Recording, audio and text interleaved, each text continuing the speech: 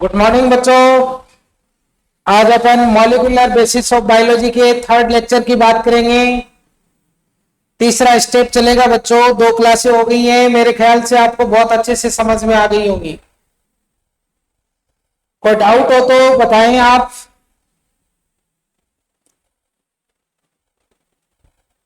ठीक है बेटा जी, सब चीजें समझ में आ गई होंगी। अपन नाइट्रोजन बेस कर रहे थे लास्ट क्लास के अंदर, जिसके अंदर हमने प्यूरिन और पायरिमिडीन की हम बात कर रहे थे। पायरिमिडीन अपन ने कंप्लीट कर लिया था। आज हम प्यूरिन करेंगे बच्चों। आज कौन सा पार्ट करेंगे? प्यूरिन करेंगे। प्यूरिन के अंदर अपन ने बच्चों स्ट्रक्चर बनाया था, जिसमें हमने कहा था कि इसमें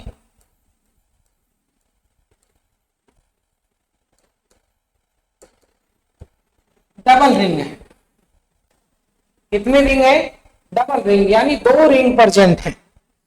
जब अपन ने इन डबल रिंग की बात की थी बच्चों, तो हमने कहा था कि इसमें एक पायरिमिडीन रिंग होती है और एक इमिडाजोल रिंग होती है। कौन कौन सी रिंग की बात करी? जो 2 रिंग है, इनमें एक रिंग है आपकी पायरिमिडीन रिंग और दूसरी इमिडाजोल रिंग। दोनों रिंग को अपन ने इस स्ट्रक्चर के द्वारा समझने की कोशिश की थी कि आपके पास ये नाइट्रोजन,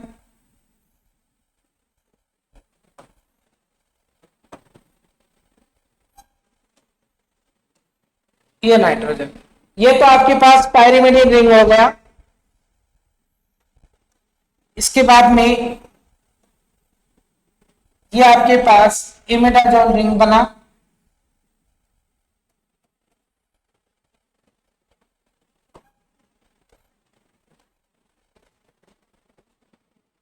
इस तरह से आपने इसको पढ़ा था। अब देखिए बच्चों, जब हम प्यूरिन की बात करते हैं तो इस प्यूरिन के अंदर हमने कहा कि हमारे पास 2 प्यूरिन होते हैं।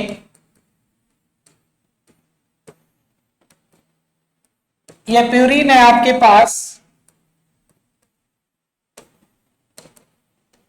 एडेनिन और गुआनिन। कौन से प्यूरिन है? एडेनिन है और गुआनिन है। ये 2 प्यूरिन अपने पास में है।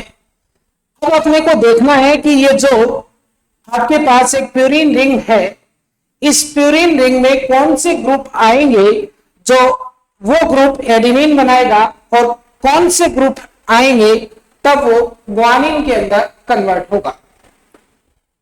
तो आपको बच्चों ध्यान रखना है कि जब भी अपन एडेनिन की बात करेंगे तो आपको ध्यान रखना है कि ये जो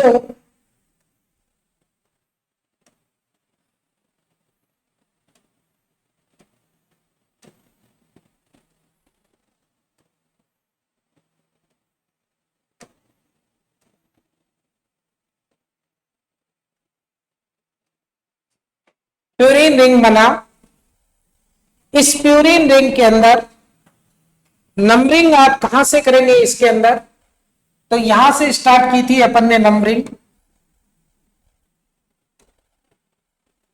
देखिए नंबरिंग देखते हैं अपन। ये फर्स्ट, ये सेकंड,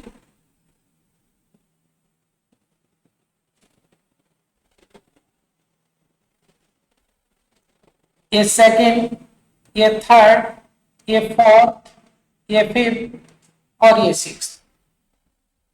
इसके बाद में इसको नाइट्रोजन को हमने 7,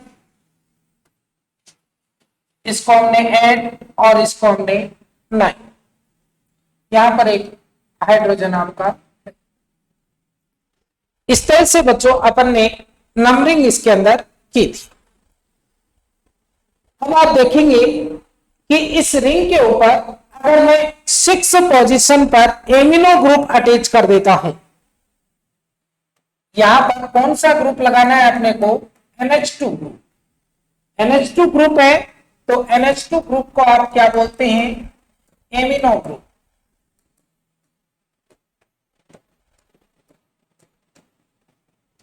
तो ये एमिनो ग्रुप जैसे ही आप अटैच करते हैं तो ये जो स्ट्रक्चर बनेगा ये क्या कहलाएगा, ये स्ट्रक्चर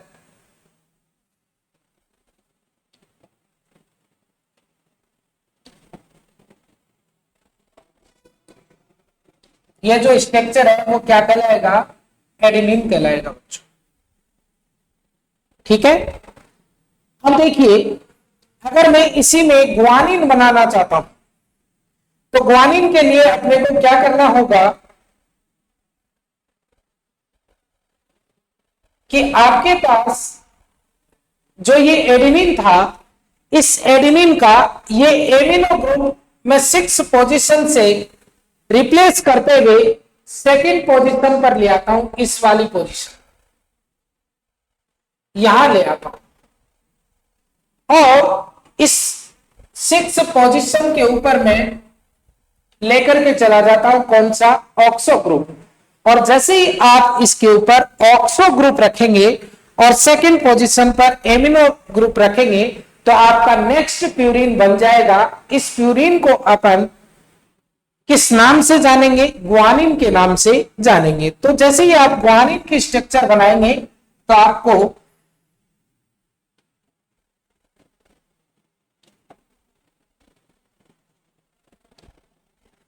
देखना है ये आपके पास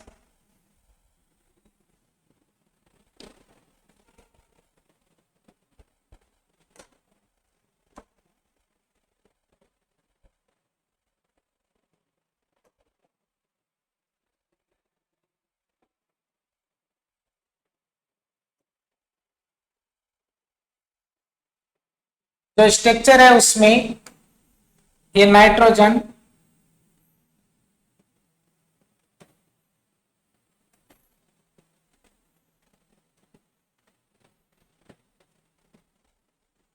ये आपकी पैरिमिडीन रिंग, इससे imidazole ring,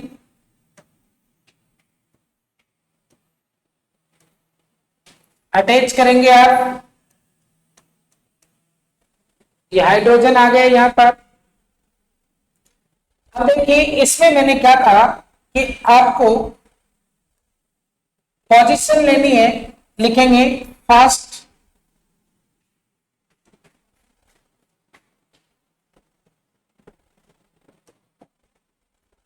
second, third, fourth, fifth, sixth, seventh, eighth और 9th। ठीक है। अब इसमें मैंने आपको क्या कहा कि यहां से 6 पोजीशन से एमिनो ग्रुप को आप ट्रांसफर कर देंगे किसके ऊपर, सेकंड पोजीशन। यह आ गया आपका एमिनो। 6 पोजीशन पर एमिनो के स्थान पर आप डबल बॉन्ड O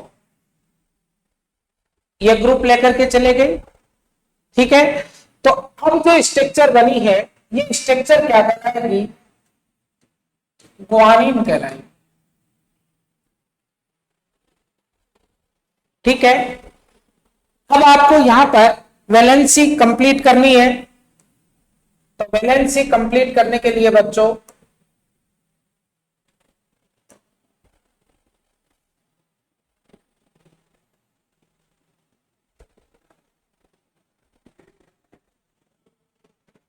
ये हो गया। अब यहां पर कार्बन की 4 वैलेंसी के लिए 1 हाइड्रोजन, यहां पर नाइट्रोजन की 3 है, ये 3 है, ये 4 हो गया, इसका भी 4 हो गया।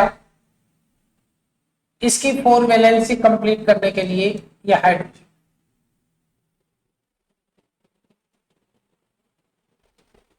अब देखिए अब इसका सिंपल फॉर्मूला आपको एग्जाम में पूछ लिया जाए, which is the simple formula of adenine, तो आप क्या लिखेंगे बच्चों, देखिए कार्बन देखिए हमारा कार्बन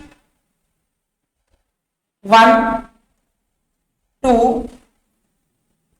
3 4 एंड 5,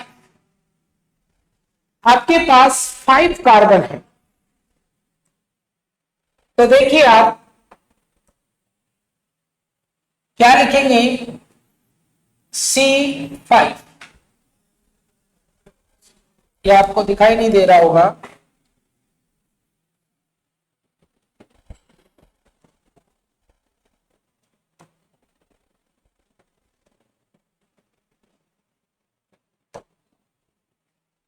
तो यहां पर आप लिखेंगे C5। इसके बाद में हाइड्रोजन आपको लेना है, हाइड्रोजन काउंट करेंगे बच्चों, ये 1 2 यहां पर है, 3, इसके बाद में 1 यहां पर है 4 और 1 यहां पर है 5, तो H आपके पास 5 हो गए।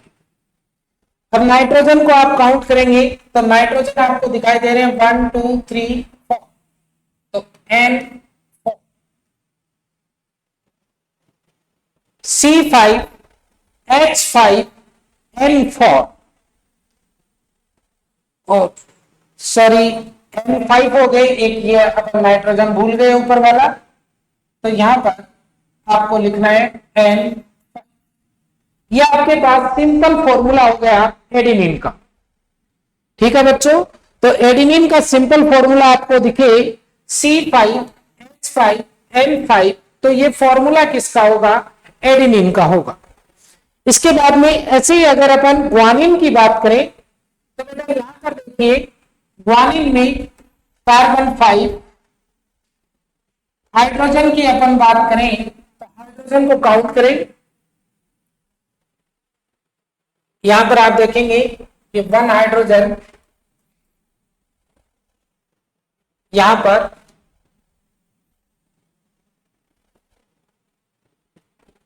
तो आपके पास 2 3, 1 हाइड्रोजन यहां आएगा 4 और 1 हाइड्रोजन ये रहा 5, तो H5 नाइट्रोजन की पोजीशन देखें अपन तो वो 5 हो गए अपने पास, N5। तो एडेनिन की बात करें तो आपको क्या बोलना है बच्चों, एडेनिन होगा आपके पास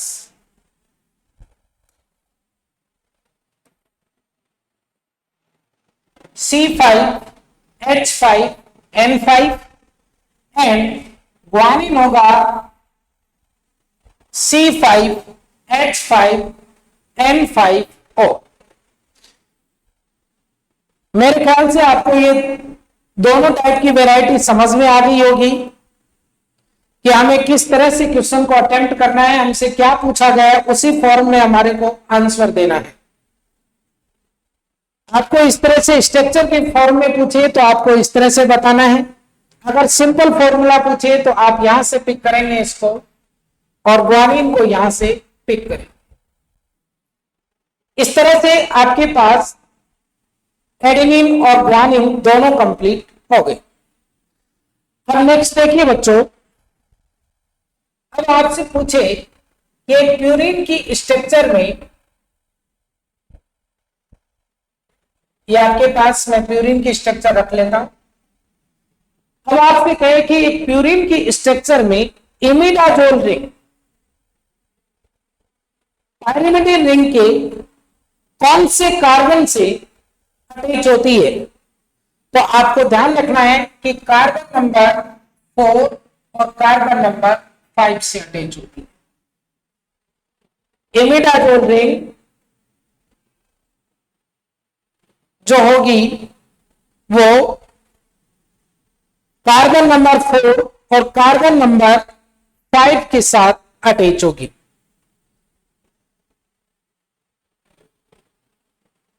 ठीक है बच्चों, अब आपसे नेक्स्ट क्वेश्चन पूछेगा कि आप जानते हैं कि प्यूरिन हो या पिरिमिडिन हो, दोनों के दोनों जब भी आप डीएनए की बात करेंगे, जब भी आप आरएनए की बात करेंगे, तो उनके अंदर ये जो है वो किसके साथ जाकर के अटैच होता है, तो इस बात को आपको ध्यान रखना है कि ये शुगर के साथ अटैच होता है।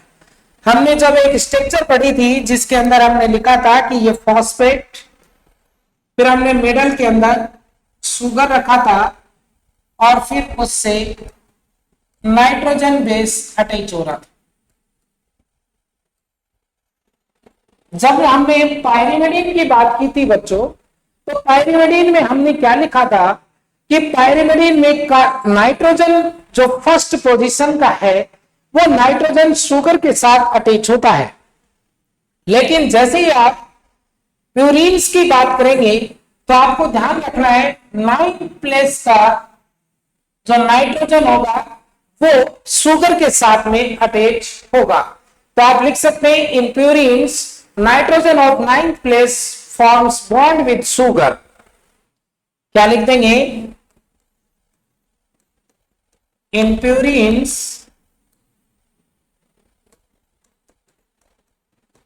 नाइट्रोजन ऑफ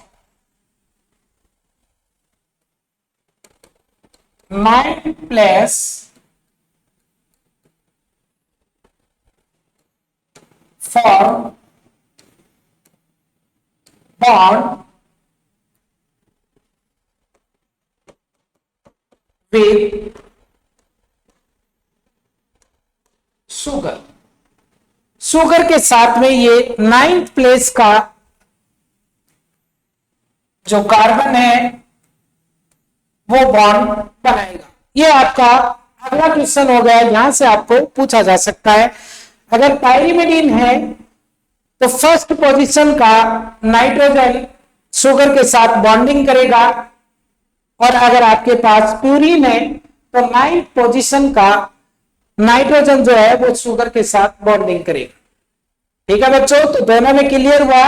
अगर पायरिमिडीन है तो फर्स्ट का नाइट्रोजन जो है वो शुगर के साथ बॉन्ड बनाएगा, अगर प्यूरिन है तो 9th पोजीशन का जो नाइट्रोजन है वो प्यूरिन के साथ में, वो शुगर के साथ में बॉन्ड बनाएगा।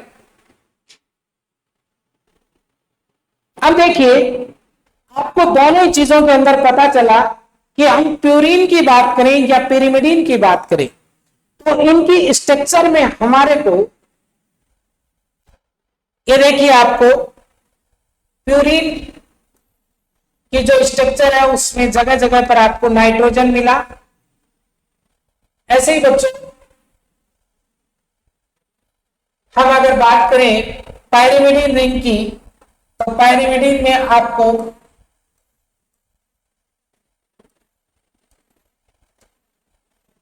इस तरह से नाइट्रोजन देखने को मिलता है। तो यहां पर ये नाइट्रोजन प्रेजेंट है और दोनों रिंग के अंदर नाइट्रोजन होने के कारण ही इन बेस को हम नाइट्रोजन बेस के नाम से जानते हैं। यहां जो नाइट्रोजन प्रेजेंट है इनके पास लोन पेयर ऑफ इलेक्ट्रॉन होते हैं जिसके कारण ये बेसिक नेचर या एल्केलाइन नेचर को शो करते हैं। ठीक है बच्चों, अब आगे हम बात करते हैं। तो इस तरह से आपको दोनों प्यूरिन एंड पिरिमिडीन समझ में आ गई होंगी।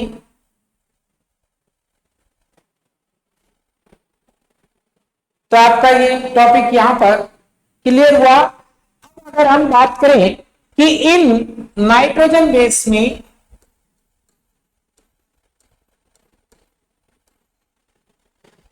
जो कि आपके पास एडिनिन जिसको आप ए से रिप्रेजेंट करेंगे,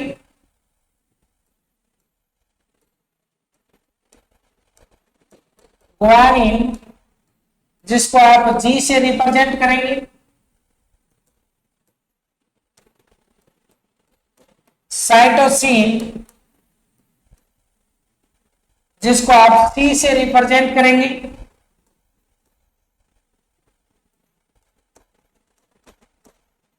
थाइमीन जिसको आप टी से रिप्रेजेंट करेंगे, और यूरेसिन जिसको आप यू से रिप्रेजेंट करते हैं। तो ये 5 टाइप के जो नाइट्रोजन बेस है इनमें से आपको ये देखना है कि कौन से नाइट्रोजन बेस जो है वो डीएनए में प्रेजेंट होते हैं और कौन से नाइट्रोजन बेस जो है वो आरएनए में प्रेजेंट होंगे। तो आपको ध्यान रखना है कि जब वो बात करे डीएनए की और जब वो बात करे आरएनए की, तो कौन कौन से नाइट्रोजन बेस होंगे इसकी बात अपन करते हैं। तो डीएनए के अंदर बच्चों एडेनिन होगा, ग्वानिन होगा, साइटोसिन होगा और थाइमिन। तो AGCT ये प्रेजेंट होंगे डीएनए में। इसके बाद में बेटा अगर हम बात करें आरएनए की, तो इसमें एडेनिन होगा, ग्वानिन होगा, साइटोसिन होगा। अब यहां पर थाइमिन का रिप्लेसमेंट, बहुत अच्छी बात बोल रहा हूं कि थाइमिन को रिप्लेस करते हुए यूरेसिल आ जाता है। तो आरएनए के अंदर आपको ध्यान रखना है कि थाइमिन के स्थान पर क्या प्रेजेंट होता है, यूरेसिल प्रेजेंट होता है। तो डीएनए होगा तो उसके पास एडेनिन, ग्वानिन, साइटोसिन, थाइमिन, और अगर आपके पास आरएनए है तो एडेनिन, ग्वानिन, साइटोसिन और यूरेसिल। अब अगर बच्चों आपको कोई भी सीक्वेंस दे दे और वो सीक्वेंस देकर के आपसे पूछा जाए कि ये डीएनए है या आरएनए की सीक्वेंस है, तो आप उसको इजीली देख करके बता सकते हैं कि वो डीएनए की सीक्वेंस होगी या आरएनए की सीक्वेंस होगी। आपको ध्यान क्या देना है कि अगर सीक्वेंस के अंदर टी आ रहा है तो सीक्वेंस डीएनए का होगा, अगर सीक्वेंस में यू दिखाई दे रहा है तो वो सीक्वेंस आरएनए का होगा। और आप मान लो कि आपके पास कोई ऐसा सीक्वेंस लिखा हुआ है जिस सीक्वेंस में न तो आपको टी दिखाई दे रहा है न ही यू दिखाई दे रहा है, तो उस कंडीशन में आपको बच्चों बोलना होगा कि ये जो सीक्वेंस है इसकी पॉसिबिलिटी है कि may be DNA and may be RNA. ठीक है, एग्जाम्पल के तौर पे मैं आपको यहां पर लिख करके बता रहा हूं कि आपको कोई सीक्वेंस दिया हुआ है जिसमें लिखा हुआ है AGGCCAUU।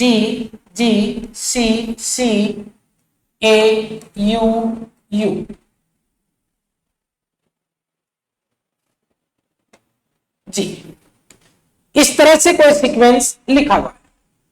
अब आपको क्लियरली यहां पर पता चल रहा है।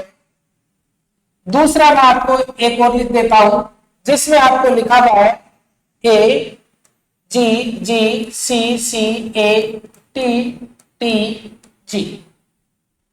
ठीक है, और इसके बाद में हम देखें कि थर्ड सीक्वेंस हमारे पास लिखा हुआ है जिसके अंदर हमारे पास है ACCGAGCAG,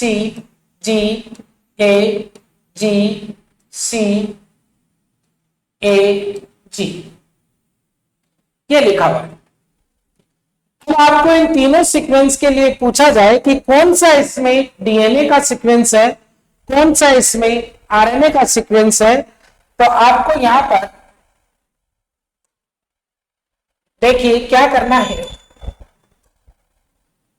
कि आप यहां पर देखेंगे, देखिए टू प्लेस पर आपको यूरेसिल दिखाई दे रहा है और आपको पता है कि यूरेसिल किसका कंपोनेंट है, आरएनए का है। तो आप सीधा सा लिख देंगे कि यह सीक्वेंस आरएनए का है। आगे बात समझ में बच्चों।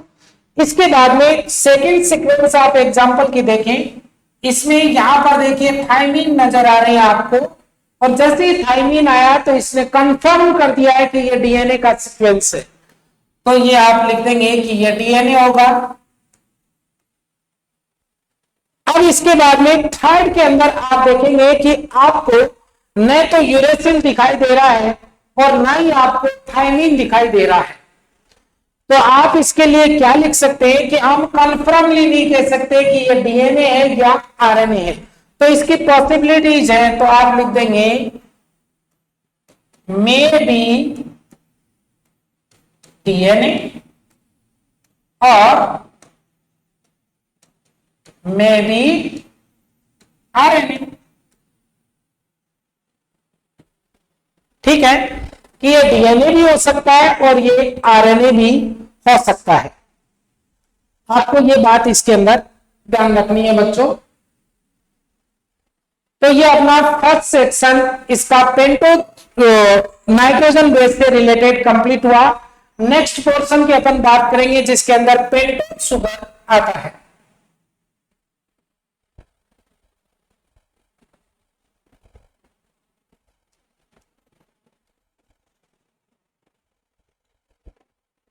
न्यूक्लिक एसिड के न्यूक्लियोसाइड का सेकेंड पोर्शन जिसमें हम बात करते हैं पेंटोज शुगर। अब देखिए आपके पास नाम आया है पेंटोज शुगर। अब पेंटोज वर्ड आया है इसका मतलब इसने आपको ये बता दिया कि ये 5 कार्बन की एक शुगर होगी। क्या होगी? 5 कार्बन की एक शुगर होगी। अब देखिए ये जो शुगर है वो 2 टाइप की शुगर है, यानी एक शुगर आरएनए में प्रेजेंट होता है और दूसरा शुगर जो है वो डीएनए में प्रेजेंट होता है। दोनों को अपन बनाते देखिए।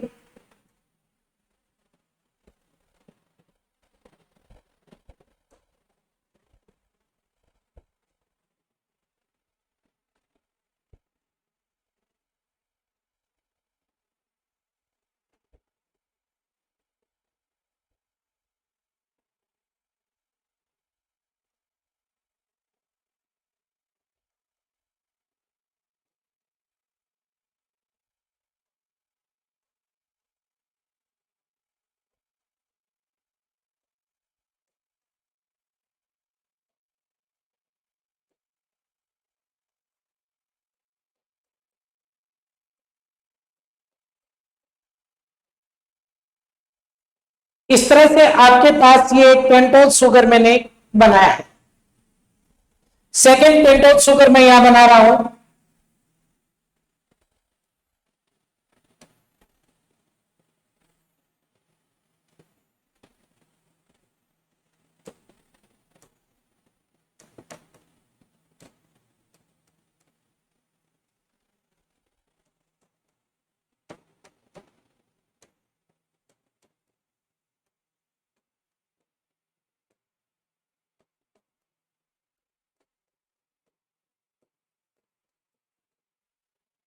इस तरह से मैंने ये 2 शुगर आपके सामने ड्रॉ की है। सबसे पहले अपन इनमें नंबरिंग करके ये देखते हैं कि क्या ये वाकई में 5 कार्बन की शुगर है। तो देखिए नंबरिंग में हम देखते हैं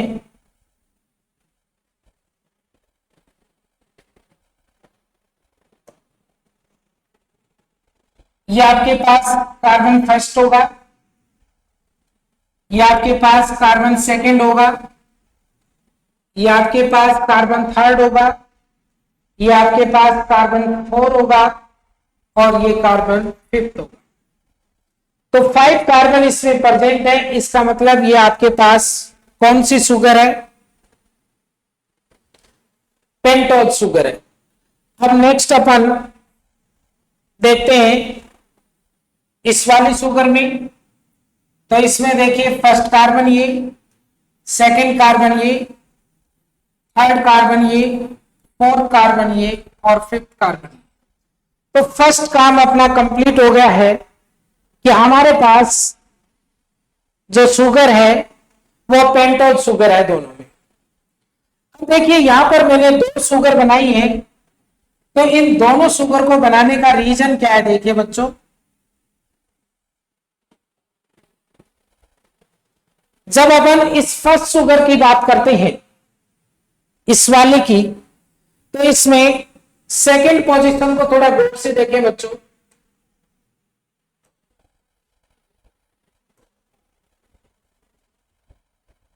इस पोजीशन को थोड़ा गौर से देखें। यहां पर देखिए OH ग्रुप है। इस वाली में देखें तो इस सेकंड पोजीशन पर केवल हाइड्रोजन ग्रुप।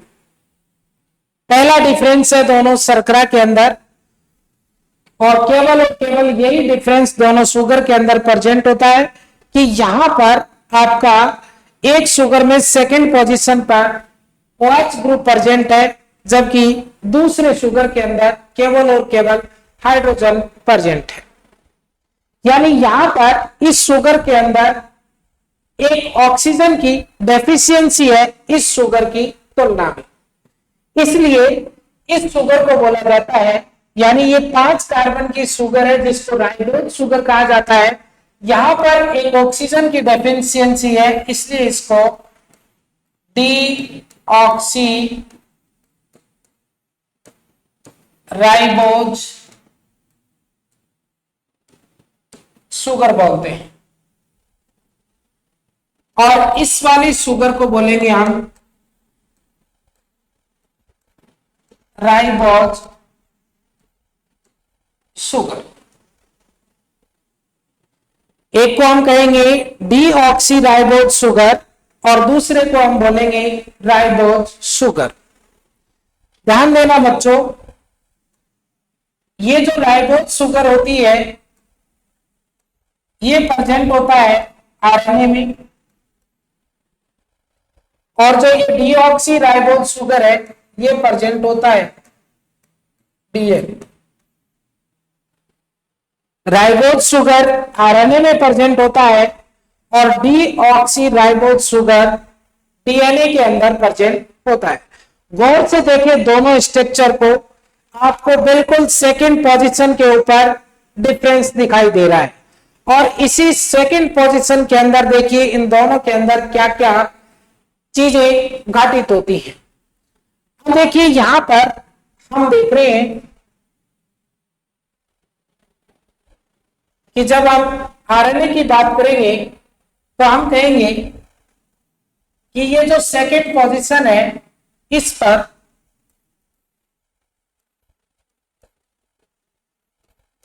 ऑक्सीजन प्रेजेंट होता है। यहां पर इस सेकंड पोजीशन में देखेंगे तो आपको पता चल रहा है ऑक्सीजन एब्सेंट होता है।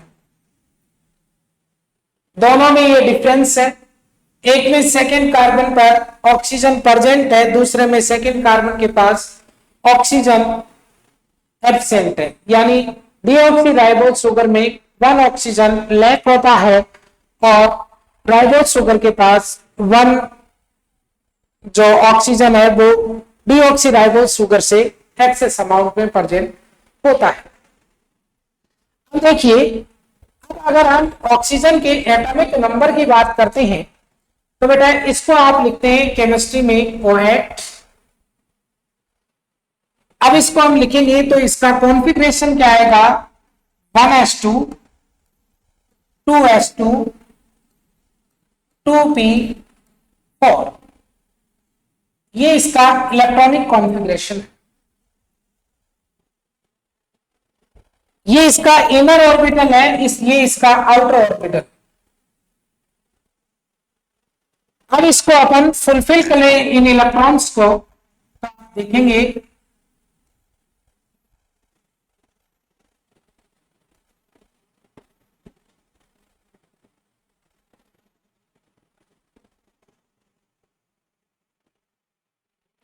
ये कंडीशन आपको देखने को मिलेगी। ये कंडीशन देखने को मिलेगी तो ये आपके पास 1s, ये 2s और ये 2p।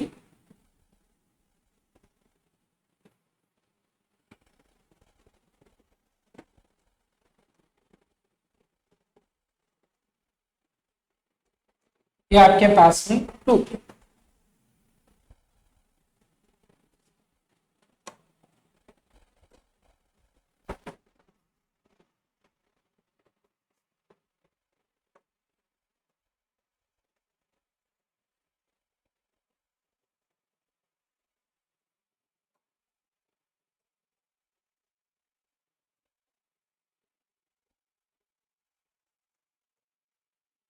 ठीक है बच्चों, अब इसमें 2 इलेक्ट्रॉन है, तो ये पेयरिंग हो गई इलेक्ट्रॉन की। इसमें भी 2 इलेक्ट्रॉन है, दोनों पेयर की फॉर्म में प्रेजेंट हो। अब 2p में इलेक्ट्रॉन्स आप जानते हैं कि इस तरह से पहले इनमें फुलफिल होंगे, इसके बाद में 1 इलेक्ट्रॉन रिमेनिंग रह गया, 4 है, 3 फुलफिल हो गए, तो 4 इस तरह से। अब आप देख रहे हैं कि 2p में 2 अनपेयर्ड इलेक्ट्रॉन प्रेजेंट है। ये जो कंडीशन है ये आपको बताती है कि जो ऑक्सीजन है, इस ऑक्सीजन के पास में lone pair of electron present होगा, lone pair of electron present होगा। तो आप जानते हैं कि जब ऑक्सीजन के पास लॉन्ग पेयर ऑफ इलेक्ट्रॉन है तो इसका मतलब इसकी रिएक्टिविटी क्या होगी, ये बढ़ गई है। ठीक है, तो अब इस कंडीशन में हम देखेंगे तो आप क्या लिखेंगे सेकंड पोजीशन में कि आरएनए जो होगा वो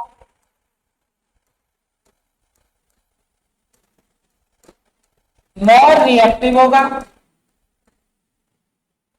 आरएनए जो होगा वो क्या होगा, मोर रिएक्टिव होगा।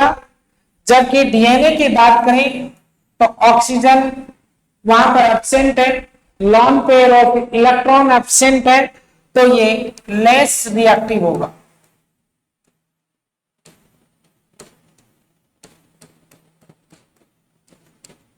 ये सेकंड पॉइंट आपको ध्यान रखना है कि आरएनए डीएनए के रेफरेंस में मोर रिएक्टिव होता है, जबकि डीएनए आरएनए के रेफरेंस में लेस रिएक्टिव होता है। अब देखिए, आप जानते हैं कि जो मोर रिएक्टिव होता है यानी जिसके ब्रेकडाउन की कंडीशन ज्यादा होती है, वो स्टेबिलिटी को कम शो करता है। तो आप यहां पर थर्ड पॉइंट में लिख सकते हैं कि ये मोर रिएक्टिव है तो लेस स्टेबल होगा।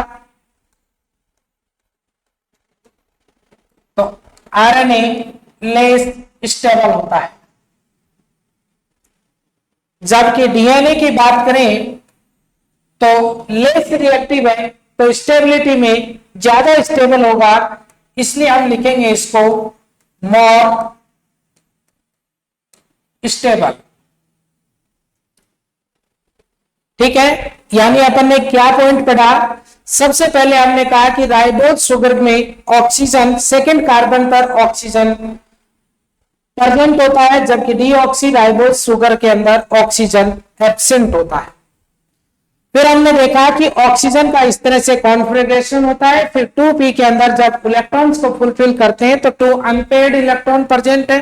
ये unpaired electron lone pair of electron कहलाते हैं, और जिसके पास lone pair of electron present होते हैं उसकी रिएक्टिविटी ज्यादा होती है। तो यहां पर आपको देखने को मिला कि आरएनए मोर रिएक्टिव है जबकि डीएनए लेस रिएक्टिव है, और जिसकी रिएक्टिविटी ज्यादा होती है उसकी स्टेबिलिटी उतनी ही कम होती है, क्योंकि वो रिएक्ट करके अदर सब्सटेंस का फॉर्मेशन कर लेता है। इसलिए हमने कहा या जिस कह सकते हैं कि जो रिएक्टिव ज्यादा होगा उसका ब्रेकडाउन जल्दी से होता है। तो हमने कहा कि आरएनए लेस स्टेबल होगा जबकि डीएनए मोर स्टेबल होगा। यही आपका थर्ड फीचर है जो आपको ये बताता है कि जब भी न्यूक्लिक एसिड की फॉर्म में जब हम डीएनए और आरएनए की बात करते हैं और हम कहेंगे कि कोई भी सेल जिसके पास डीएनए और आरएनए दोनों प्रेजेंट है और वहां पर आपको पूछा जाए कि इसमें जेनेटिक मटेरियल की फॉर्म में कौन वर्क करेगा, तो बच्चों आपको ध्यान रखना है कि वहां पर जो स्टेबल ज्यादा होगा वही जेनेटिक मटेरियल होगा, क्योंकि जेनेटिक मटेरियल के लिए स्टेबिलिटी भी एक इंपॉर्टेंट फीचर है। इसलिए आपको ध्यान रखना है कि जब भी सेल में डीएनए आरएनए दोनों प्रेजेंट हो उस कंडीशन के अंदर डीएनए ही जेनेटिक मटेरियल होगा, आरएनए जेनेटिक मटेरियल नहीं होगा। वो रीजन क्या होगा, इसका स्टेबिलिटी से रिलेटेड आपको रीजन देना है। यानी यहां पर ऑक्सीजन की प्रेजेंस जो है वो उसकी स्टेबिलिटी को लेस कर रही है, यहां ऑक्सीजन की एब्सेंस स्टेबिलिटी को स्ट्रॉन्ग कर रही है।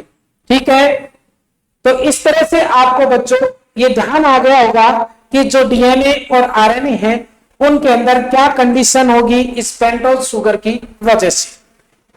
ठीक है, तो आपका ये क्वेश्चन राजा बेटा कंप्लीट हो गया होगा कि आपका जो डीएनए है वो आरएनए के साथ प्रेजेंट होगा, तो ऑलवेज डीएनए ही आपका जेनेटिक मटेरियल होगा, वहां आरएनए जेनेटिक मटेरियल नहीं हो सकता due to presence of due to lack of oxygen और absence of oxygen provide more stability than to RNA.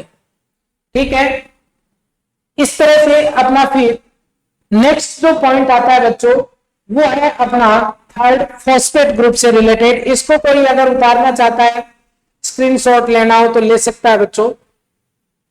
इसके बाद में अपन न्यूक्लियोटाइड के अंदर आने वाले थर्ड पोर्शन की बात करेंगे,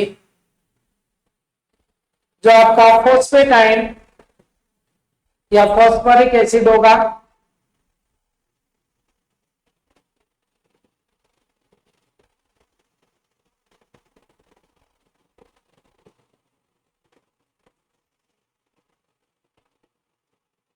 क्वेश्चन पूछा जा सकता है which sugar is present in DNA और आरएनए। तो आपको लिखना है कि डीएनए है तो डीऑक्सीराइबोज शुगर, और अगर आपके पास आरएनए है तो आप लिखेंगे राइबोज शुगर इसमें प्रेजेंट होता है। ठीक है बच्चों, तो नेक्स्ट पॉइंट अपन देखते हैं।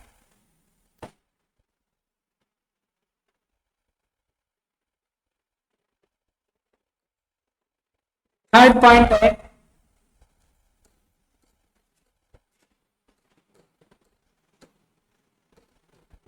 फॉस्फेट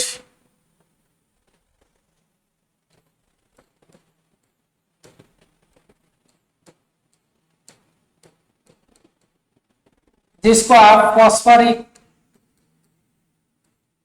एसिड बोलेंगे। क्या है आपके पास फॉस्फेट जिसको आप फॉस्फोरिक एसिड बोलेंगे।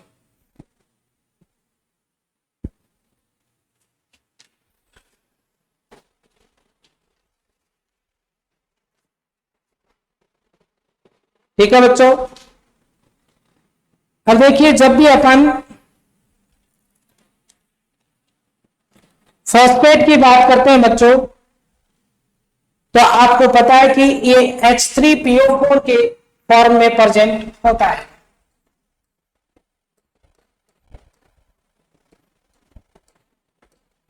ये होता है आपको फॉस्फोरिक एसिड, और यहां पर एसिड वर्ड आ रहा है यानी ये एसिडिक नेचर को शो कर रहा है, इसीलिए आपका जो डीएनए और आरएनए है इनको न्यूक्लिक एसिड बोला जाता है, क्योंकि उनको एसिडिक नेचर प्रोवाइड करवाता है फॉस्फोरिक एसिड।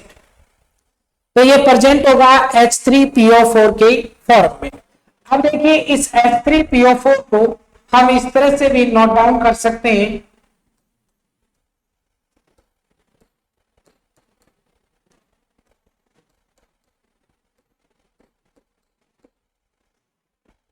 ये तो हो गया आपका फॉस्फोरिक एसिड। अब देखिए इस फॉस्फोरिक एसिड के बाद में इसी को हम फॉस्फेट आयन की फॉर्म में प्रेजेंट कर सकते हैं बच्चों। किसकी फॉर्म में? फॉस्फेट आयन की फॉर्म में।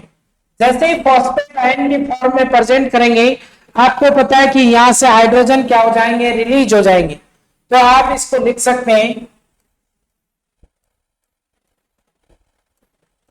O नेगेटिव, O नेगेटिव और O नेगेटिव।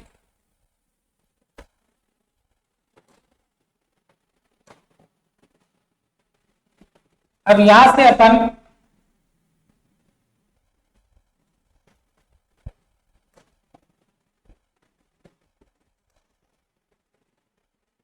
देखेंगे कि यहां पर देखिए ये नेगेटिव है, ये नेगेटिव है, ये नेगेटिव है। इसलिए हम इसको क्या लिखते हैं, PO4 3-। अब यहां पर देखिए ये जो नेगेटिव चार्ज आ रहा है, ये नेगेटिव चार्ज डीएनए और आरएनए दोनों को नेगेटिविटी प्रोवाइड करवा रहा है। इसलिए हम क्या बोलते हैं कि DNA and RNA both are negatively charged। दोनों के दोनों क्या होंगे, नेगेटिव चार्ज होंगे। ये आपको ध्यान रखना है। बहुत से लोग देखते हैं कि बच्चों को यह तो बता दिया जाता है कि डीएनए इज नेगेटिवली चार्ज, लेकिन आरएनए के बारे में कोई नहीं बताता। तो आपको यहां ध्यान रखना है कि दोनों ही न्यूक्लिक एसिड है और दोनों के अंदर फॉस्फेट ग्रुप प्रेजेंट होता है, और जब वो फॉस्फेट आयन प्रेजेंट होता है तो ये फॉस्फेट आयन इनको नेगेटिव चार्ज प्रोवाइड करवाता है। इसलिए आपको ध्यान रखना है कि DNA and RNA both are negatively charged. ठीक है बच्चों, अब आगे हम बात करते हैं कि ये फॉस्फेट ग्रुप की वजह से आपको क्या क्या मिला है। तो आपने यहां पर देखा है कि जो फॉस्फेट ग्रुप है उसकी वजह से 2 प्रॉपर्टी आपको मिली। तो हम कह सकते हैं कि due to presence of phosphate ion both DNA and RNA show, क्या लिखेंगे, due to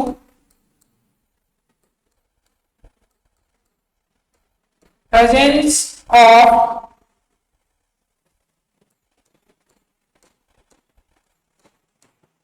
phosphate ion oblique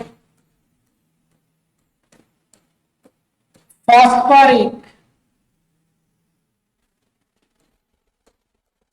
acid both DNA and RNA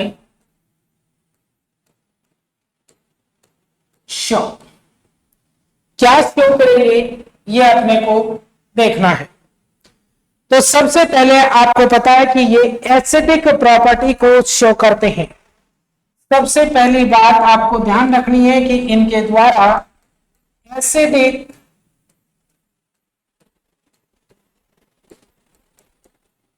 property को शो किया जाता है। क्या शो करेगा, एसिडिक प्रॉपर्टी को शो करेगा। और सेकंड आप लिख सकते हैं है नेगेटिव चार्ज।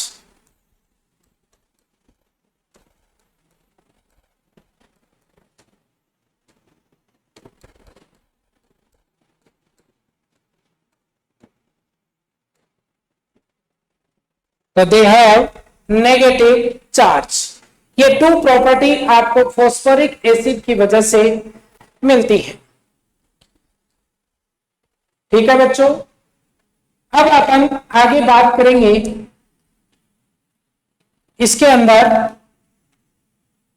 कि हमने कहा कि ये पॉलीमर ऑफ न्यूक्लियोटाइड है, जिसमें न्यूक्लियोटाइड के 3 फैक्टर्स की बात अपन ने की, जिसमें हमने कहा कि एक हमारे पास नाइट्रोजन बेस होता है, सेकंड हमारे पास पेंटोज शुगर होती है, और थर्ड हमारे पास फॉस्फेट आयन होता है। अब इसी के बेसिस पर हम बात करें तो हमारे पास एक न्यूक्लियोटाइड फॉर्म होगा। तो आप ऊपर लिख सकते हैं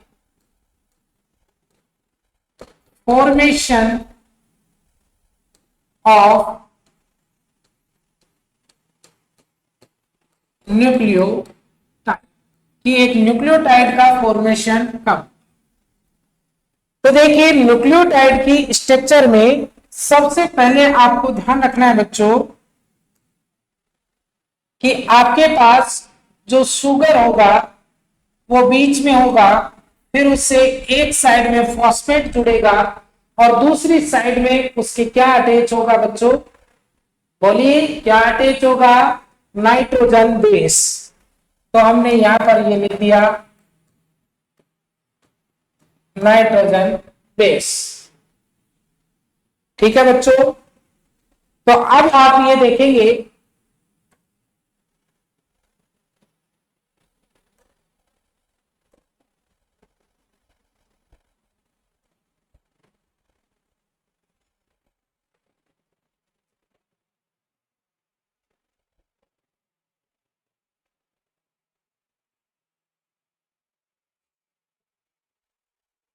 ये कंडीशन आपके पास होगी। अब आप देखें कि इसको देखते हुए हम अगर स्ट्रक्चर बनाना चाहें एक न्यूक्लियोसाइड की, तो सबसे पहले अपन एक पेंटोज शुगर को ड्रॉ करेंगे बच्चों।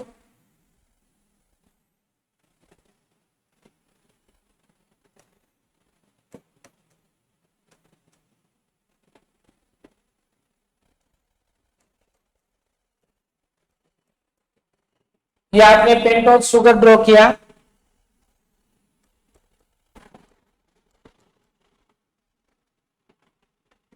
ये पेंटोज शुगर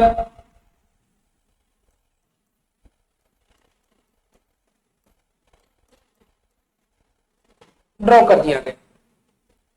अब इसमें एक साइड में आपको नाइट्रोजन बेस को अटैच करना है और दूसरी साइड में आपको फॉस्फेट ग्रुप को अटैच करना है। तो आप ध्यान रखेंगे कि जो आपके पास नाइट्रोजन बेस होगा वो तो कार्बन नंबर फर्स्ट के साथ अटैच होगा और एक सिंगल न्यूक्लियोसाइड में फॉस्फेट ग्रुप आपके कार्बन नंबर 5 के साथ अटैच होगा। अब यहां पर मैं एक सिंपल सा पायरिमिडिन बनाता हूं।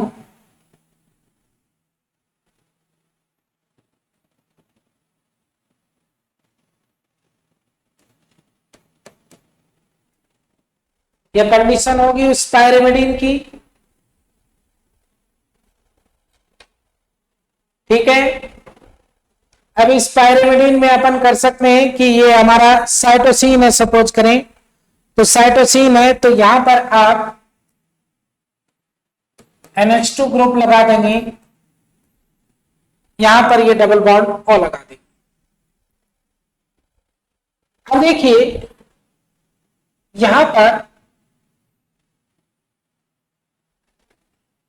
आप देखेंगे कि ये OH ग्रुप इस हाइड्रोजन के साथ में रिएक्ट करेगा, क्योंकि आप जानते हैं कि पायरिमिडिन में जो फर्स्ट पोजीशन का नाइट्रोजन है उसके साथ वो शुगर के साथ में बॉन्ड बनाता है। तो यहां से -H2 हो जाएगा। आगे क्या बनेगा ये अपन अभी देखेंगे। दूसरी तरफ देखिए कि यहां पर आपको फॉस्फेट ग्रुप अटैच करना है, तो फॉस्फेट ग्रुप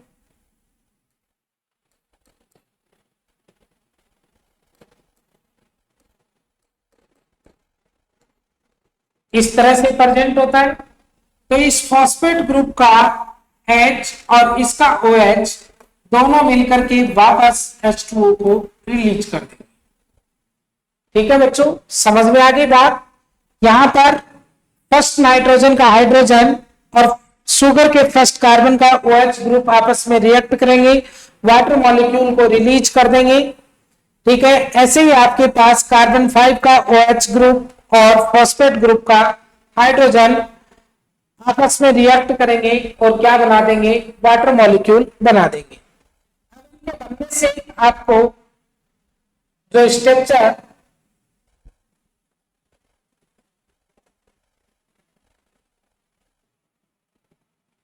जो मिलेगी वो देखना बच्चों। इस स्ट्रक्चर में आप देखेंगे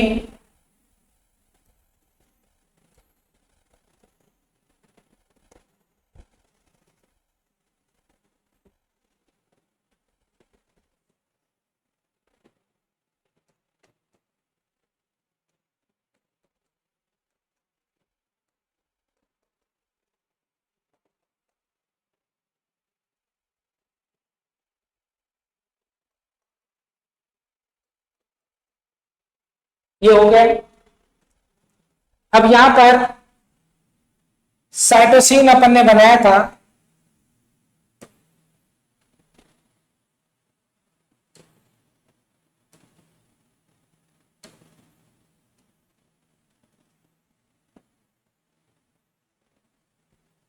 इस तरह से, ये यहां पर डबल बॉन्ड हो,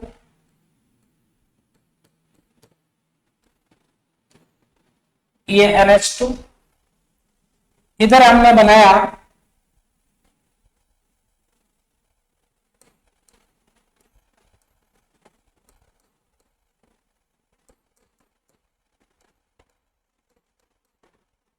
OH। ठीक है बच्चों, ये बनने के बाद में अब इनके हमने देखा कि वहां आपस में रिएक्टिविटी वाटर मॉलिक्यूल निकला, यहां रिएक्टिविटी हुई वाटर मॉलिक्यूल निकला। अब हम देखते हैं कि इनसे कौन से बॉन्ड का फॉर्मेशन होगा। तो देखना, एक बॉन्ड आपका यहां बनेगा नाइट्रोजन और इस कार्बन फर्स्ट के बीच में, दूसरा कार्बन 5 और फॉस्फेट ग्रुप के बीच में बॉन्ड बनेगा। ये दोनों बॉन्ड यहां पर आपके पास बने।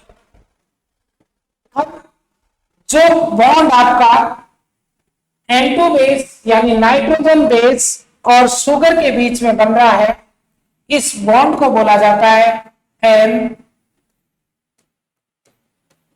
Glycosidic bond.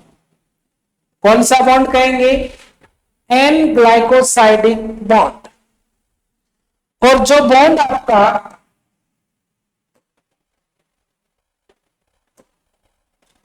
बना है कार्बन 5 और फॉस्फेट ग्रुप के बीच में, इस बॉन्ड को बोला जाता है फॉस्फो एस्टर बॉन्ड। एक बॉन्ड है आपका N ग्लाइकोसाइडिक बॉन्ड और दूसरा आपका फॉस्फोडाइएस्टर बॉन्ड, वो फॉस्फोएस्टर बॉन्ड। यहां पर आपको ये ध्यान देना है बच्चों कि इस बॉन्ड को आप फॉस्फोएस्टर बॉन्ड बोलेंगे।